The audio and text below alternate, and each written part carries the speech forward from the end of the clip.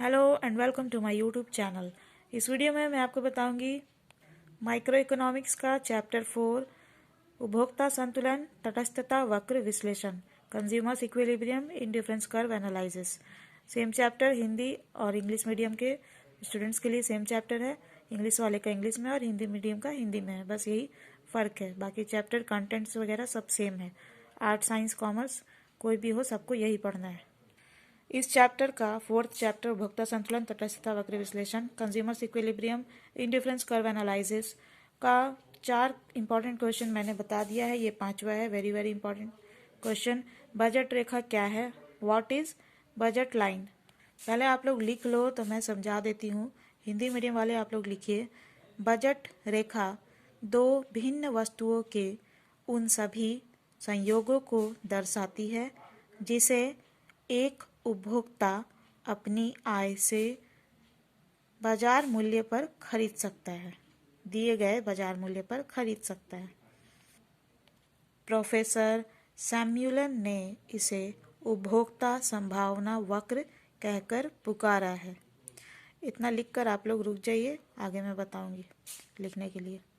English medium के students जो है वो लिखिए answer budget line. What is budget line का answer? The budget line shows all those combinations of two different commodities that a consumer can buy from his income at a given market price. The budget line shows all those combinations of two different commodities that a consumer can buy from his income at a given market price. Professor Samuelson has called this the consumer probability curve. Professor Samuelson has called this the consumer probability curve. चलो, अभी जो आपने लिखा है उसको मैं समझाती हूँ कि बजट रेखा जो है, जो बजट लाइन है, वो दो वस्तुओं के यानी दो गुड्स के ऐसे सभी कॉम्बिनेशंस को शो करता है, दिखाता है, जिसे एक कंज्यूमर या उपभोक्ता अपने इनकम से, आय से दिए गए बाजार मूल्य पर एट गिवन मार्केट प्राइस खरीद सकता है, परचेस कर सकता है या बाय कर सकता है। चलो दिखाते हैं। दो वस्तुओं का संयोग यानी X commodity and Y commodity, ठीक है। वस्तु एक्स एंड वस्तु वाई। यहाँ पे एक्स एक्सेस जो है ये वस्तु एक्स यानी कॉमोडिटी एक्स को शो कर रहा है, और ये जो वाई एक्सेस है, वाई अक्ष है, ये वाई कॉमोडिटी वाई वस्तु को शो कर रहा है, ठीक है। अब क्या बोला गया बजट लाइन में? क्या होता है? Good X and good Y दो वस्तु है, ठीक है। दोनों का ऐसा संयोग दर्शाता है, कॉम्बिनेशन दर्शाता है, जिसे एक कंज्यूमर अपने इनकम से दिए गए मार्केट प्राइस पर एट गिवन मार्केट प्राइस, दिए गए बाजार मूल्य पर खरीद सकता है। अब देखो, इसे मैं समझाती हूँ आपको बजट लाइन से कि जब गुड एक्स, देखो यहाँ पे गुड एक्स है, ये 0 है, ठीक है, और एक कंज्यूमर, एक उपभोक्ता गुड एक्स 0 परचेस करता है यानी कुछ भी नहीं लेता, और गुड वाई 10 लेता है, ठीक है। तो ये हो गया 0 10, इसका कॉम्बिनेशन ए 0 10 बना, ठीक है। यानी गुड एक्स कुछ भी नहीं लिया, वाई 10 लिया। तो और इसी तरह बी देखिए क्या है, कॉम्बिनेशन है, ये संयोग है, A B C D E F, ये सब क्या है? संयोग है। इंग्लिश में से कहते हैं कॉम्बिनेशंस, ठीक है। तो जब 0 लेता है एक्स और 10 लेता है, ठीक है, वाई, और कॉम्बिनेशन बी देखिए, कॉम्बिनेशन बी में क्या हुआ है? गुड एक्स का 1 यूनिट लिया गया है और गुड वाई का 8 यूनिट लिया गया है, ठीक है। तो ये हो गया कॉम्बिनेशन बी 18, ठीक है, 8 लिया गया है। इसी तरह देखिए थर्ड कॉम्बिनेशन जो है सी, उसमें क्या हुआ है? गुड एक्स जो है, वस्तु एक्स जो है, हाँ, वो 2 लिया है कंज्यूमर ने, उपभोक्ता ने, और वस्तु वाई जो है, सेकंड गुड जो है कमोडिटी वाई, उसका 6 लिया है। तो ये हो गया कॉम्बिनेशन सी। क्या क्या हुआ? 2 6। अब देखो कॉम्बिनेशन डी में क्या क्या लिया है उपभोक्ता ने, क्या क्या खरीदा है?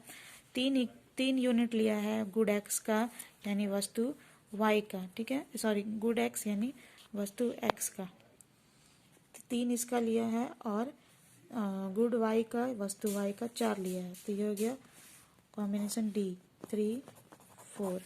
इसी तरह ई में देखिए गुड एक्स लिया है 4 और गुड वाई लिया है 2, तो यहाँ पे 4 2 क्या हो गया कॉम्बिनेशन ई, संयोग ई हो गया। उसी तरह कॉम्बिनेशन एफ में देखिए जब गुड एक्स को 5 लिया है तो गुड वाई कुछ भी नहीं होगा उसके पास, ठीक है, 0 हो गया। क्यों? क्योंकि इसमें मैंने माना है, अज्यूम किया है कि कंज्यूमर का जो इनकम है वो, या कंज्यूमर के पास जो उपलब्ध मनी है, वैलिड मुद्रा है, पैसा है, वो 50 रुपीज़ है, ठीक है। तो 50 रुपीज़ में वो क्या क्या कॉम्बिनेशन ले सकता है, तो ये इसमें शो किया गया ABCDEF, ये सब कॉम्बिनेशन है, संयोग है। पिछले वीडियो में मैंने आपको पढ़ाया है बहुत सारे कर्व में बताकर अलग अलग क्वेश्चंस के, तो जो लोग पढ़े उनको पता होगा, जो लोग नहीं पढ़े शुरू से देखिए।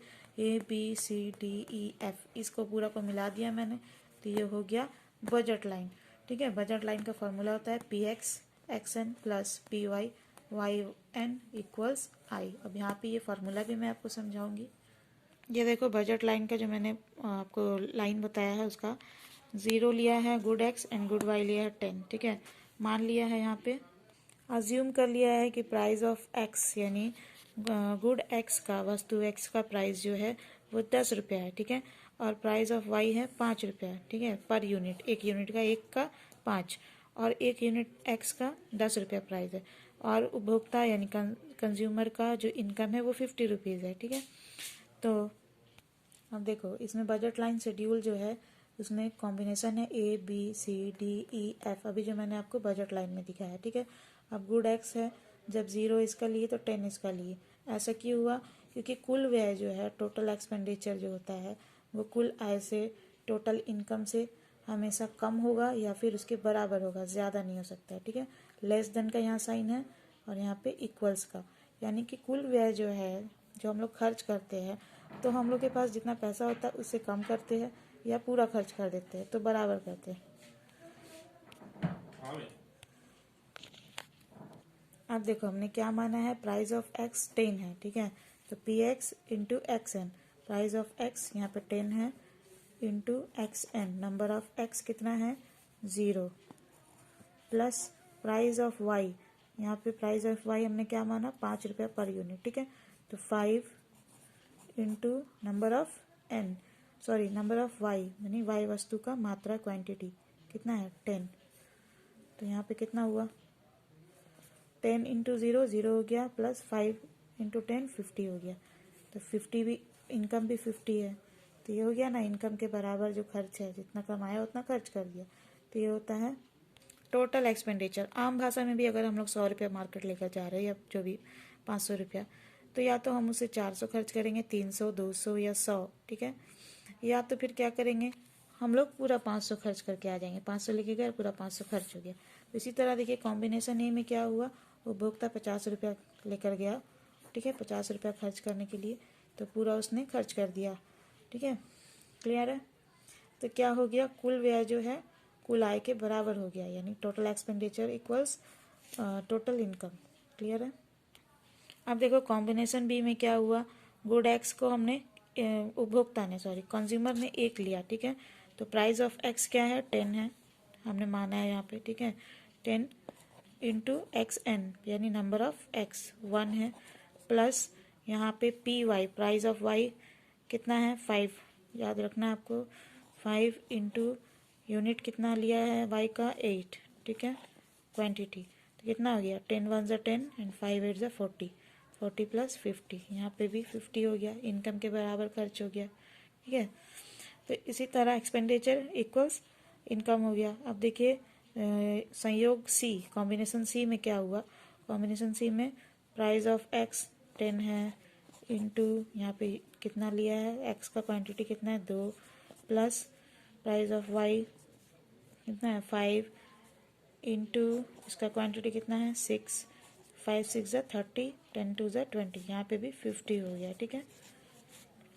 इसी तरह देखिए डी में क्या हुआ, प्राइस है PX है 10 और इसका नंबर कितना है 3, प्लस इसका प्राइस है PY 5 इंटू इसका नंबर कितना है 4, तो कितना हो गया, 10 3 ज़ा 30, 5 4 ज़ा 20, 30 20 ऐड किए 50 हो गया यहाँ पे। तो यहाँ पे भी क्या हुआ, कुल व्यय कुल आय के बराबर हो गया।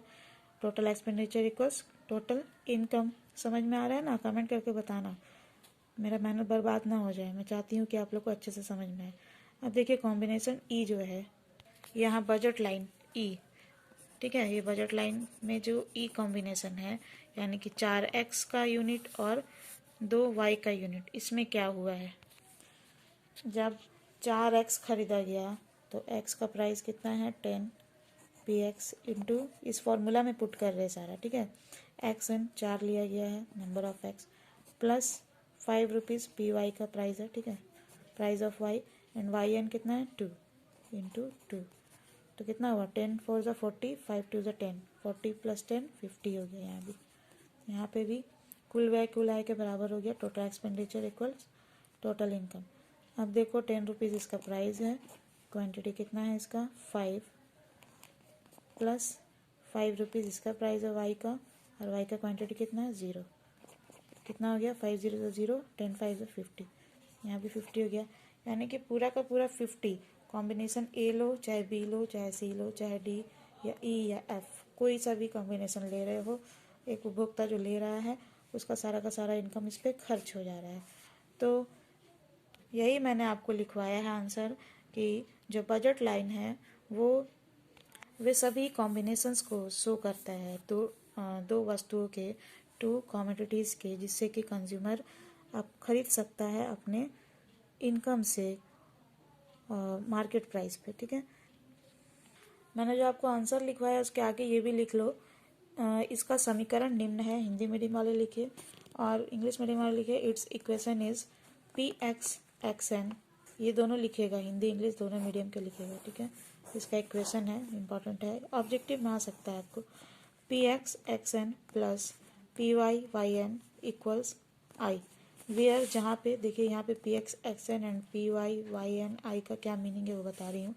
वेयर, जहाँ पी एक्स का अर्थ है प्राइस ऑफ गुड एक्स, यानी वस्तु एक्स की कीमत, और एक्स एन का मतलब है वस्तु एक्स की मात्रा, क्वांटिटी ऑफ गुड एक्स, ठीक है। और यहाँ पे पी वाई का अर्थ है प्राइस ऑफ गुड वाई, वस्तु वाई की कीमत, और वाई एन का मतलब है क्वांटिटी ऑफ गुड वाई, वस्तु वाई की मात्रा। क्लियर है? और तो ये आंसर आपका होता है यहीं पे ख़त्म। अगर आपको ये वीडियो पसंद आया तो इसे लाइक ज़रूर करिएगा, इसे अपने स्टडी ग्रुप क्लासमेट से शेयर कर दीजिएगा, और कमेंट करके बताइए आपको कैसा लगा। And thank you viewers for watching this video.